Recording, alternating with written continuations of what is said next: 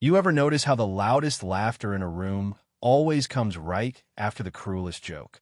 That's what happened the night Alexander Reed, CEO of Veritas Corp., flicked his hand and said, "Come on, she's just a Maid, let her play. We could use some entertainment." The whole executive lounge lit up with expensive grins and the sound of crystal glasses, like nobody remembered what it felt like to stand on the outside looking in. But standing there by her cleaning cart, cool as river stone in a storm, was Maya Williams' faded name tag, gloves in her pocket, gaze fixed, not a flinch. Now, she scrubbed the marble floors while the visionaries of tomorrow looked right through her. "Step right up," Alexander smirked, motioning to the chessboard set like a crown jewel in the middle of all that swagger. "We've got a seat open for our guest of honor." Maya moved forward, pushing her cart aside. Didn't even blink at the Snickers, just eyed that board like it was an old friend she'd outgrown but never forgotten. "She knows how the pieces move, right?" someone whispered.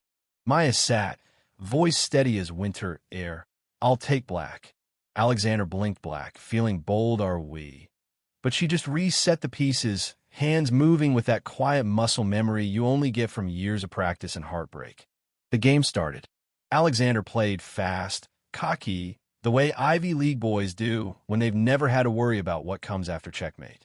Maya responded, slow and certain like water pressing in around a stone, filling every gap, every weakness. 5 moves in, he frowned. 10 moves, the laughter died off. 13, the whole room felt like it was holding its breath. By move 19, his king was cornered, checkmate. Maya stood, smooth as always. "Thank you for the game, Mr. Reed. I'll get back to cleaning now." She pushed her cart to the elevator and vanished, leaving nothing behind but a heavy silence and a chessboard that looked suddenly, painfully small. If you ever want to see power shift in real time, watch a man who's always been the player suddenly realize he might have just been the piece. Alexander sat there, drink untouched, staring at that board like maybe if he replayed it enough times he'd understand what just happened. The rest of the night, blurred wine poured, guests faded, but Alexander didn't move. Even after the last of the staff asked if he wanted the board packed up, he just left, hollow, the taste of defeat sharper than the bourbon. He barely slept. The city lights outside his penthouse flickered and mocked him while he spiraled down internet rabbit hole. No LinkedIn, no records, no mention of Maya anywhere, like she'd never existed. But people like her, you don't just forget. He dug deeper junior tournaments, old team photos, a blurry shot from a Southside Youth Invitational, Maya J. in the corner. That was it. That was her. And it wasn't revenge. He felt it was a kind of undoing, like being seen by someone the world refuses to see. The next morning, he ignored investor calls, took the service elevator down to the facility's level. Looking for her, she wasn't there. Off shift, no number, no address, just the ghost of her win hanging in the air. For 2 days, he waited, then set the board in the lounge and left the pieces arranged, white facing him, invitation hanging in the air. Just before midnight, Maya walked in. She met his eyes still, unreadable. "I didn't mean to humiliate you," he started. "You didn't," she said, already pulling on gloves. "You asked for a game. I gave you one." He asked where she learned. "My dad played in the park with men off the steel shifts. I stopped before high school hospitals don't run on dreams." Alexander asked for another game, just the two of them, no audience. She hesitated, then sat. "If you open with the King's Gambit again, I'm flipping the board." He grinned, sat. "They played this time. It was a draw. You're the most disciplined player I've faced," he said. She shrugged. "Discipline's easy when the rest of your life is chaos." And just like that, she was gonna get only this time. He wasn't humiliated. He was humbled, intrigued. He didn't tell anyone. For weeks, they played quietly at night. Some nights, she just cleaned while he sipped bourbon, and neither spoke, but neither left. Other nights, the chessboard crackled, not with flirtation, but with the feeling of two people mapping out the contours of each other's mind, piece by piece. One night, he finally asked, "Why are you still here?" She paused. "You mean this job?" He nodded. "Because it pays the bills. Stability is safer than starting over." Not everyone gets second chances handed to them in crystal glasses. That hit him wanted to help, but she'd never accept help she didn't earn. 3 days later, Alexander drove himself, no driver, no staff to Southside Chicago, to a rec center his company had promised to support but never did. He found Maya teaching chess to kids, light in her eyes, doing what she was born for. He offered her a flyer for the Chicago Open. She refused. He'd already registered her, initials only, no big names. She stared at him, then finally said she'd consider it on one condition. No coaches, no perks, just equal ground. If she won, he'd stop treating her like a puzzle. If he won well, she told him, he'd see it was never just about winning.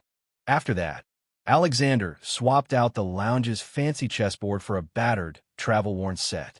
When Maya walked in, she noticed said no ivory, no crystal, just wood. "Playing on your terms now," he said. She sat, and the matches changed. They became a dialogue. The rumors started swirling in the office late nights. CEO mentoring a staffer after hours. Maya felt it, judgment sharper than knives, the weight of being both invisible and suddenly too visible. She tried to ignore it, but after another night of draw, she snapped, "Whatever this is, it's turning into ammunition for people who already think I don't belong." Alexander understood. He left her a note. "I'll stay out of sight, but I'll keep playing one move a night." For a week, their only conversation was chess moves, a secret war nobody else saw. But the pressure didn't fade. HR called Maya in, just making sure everything is professional. She answered straight. "Sometimes I play chess with the CEO. No money, no contracts, just chess." The HR rep smiled tight, but let her go. That night, Maya found the board mid-game, and a bold queen sacrifice. Alexander was paying attention. She countered, left a note. "Nice try, but your diagonal was exposed 3 moves ago." Alexander took the momentum. At the next board meeting, he pitched a new program. Funding for a Southside STEM and chess initiative. "Talent doesn't always wear a badge," he told the suits. "Sometimes it holds a mop." The board barely approved it. 3 days later, a woman in a tailored suit visited Maya's rec center. Anonymous donation. No strings, new boards, transportation. Maya knew, of course, who was behind it. When she returned to the lounge, Alexander said, "Let's train for the tournament. 5 mornings a week. No perks, just a game." Maya considered, then agreed. They became a routine. 5:15 a.m. Chess at a corner cafe. Him with theory, her with muscle memory and grit. One morning, after she cornered his queen, Maya told him, "You don't know how to be uncomfortable. That's your biggest weakness." He said he grew up uncomfortable. She replied, "You grew up insulated." That's different. The world noticed. Their story hit the blogs. CEO mentors janitor. Headlines danced with the idea of progressive leadership or PR spin. Maya got a note in her locker. "Know your place." It boiled inside her. That night at the rec center, she was sharper, angrier. Alexander found her after, tried to reach her. She told him, "I don't want to be your redemption arc, your PR miracle." He said, "Your notary the reason I'm getting better." She needed space. The tournament was 3 weeks away. At the Chicago Open, Maya played not to prove herself, but to breathe. Alexander watched from across the room, not a CEO, but another player. Maya crushed her first opponents, but the whispers followed. "She's got backing. You know how these stories get built." Alexander struggled in his matches, but he didn't care. After a long day, he found her in the lobby. "You played like you had something to lose," he told her. "Why are you still here?" "Because I care who wins," he answered. The next day, Maya faced a trash-talking former champ. She trapped him, calmly declared checkmate when he was too busy sneering to see it. As the finalists were posted, she heard, "If she wins, it's because someone let her." She didn't sleep. On the final day, Maya played like she was the only person in the room. Sacrificed early, then took total control. Alexander lost his match, but when Maya won, he clapped until the whole hall followed. For the first time, Maya felt not like a pawn, but the one moving the pieces. At the victory banquet, surrounded by inspiration speeches and campaign season handshakes, Maya told the governor, "You would never notice me until now." She left the trophy, walked out into the city with Alexander. You won, Maya. You changed the board. Then why do I feel like a different kind of pawn? She wondered. He offered her the directorship of the Youth Chess Initiative. Not from Veritas, from the nonprofit you inspired. She agreed one condition: no cameras. Just the work. A month later, Maya stood in a gym that smelled like wood polish and hope, coaching kids, her pawn piece always on the board reminder that even the smallest piece, if it's brave enough, can change the whole game. Alexander watched from the doorway, the tall donor, guy who always lost to Coach Maya. When asked why he still showed up, he said, "Because this is the best thing I've ever been lucky enough to stand beside." Maya's name now meant something, and the applause was real. At the citywide invitational, after her students won, Maya spoke.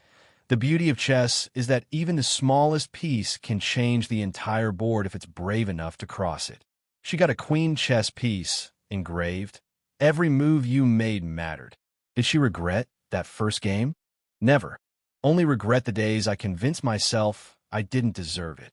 Now, as the city moves on, kids believe they belong. Maya, once unseen, now a force that won't let the world look away.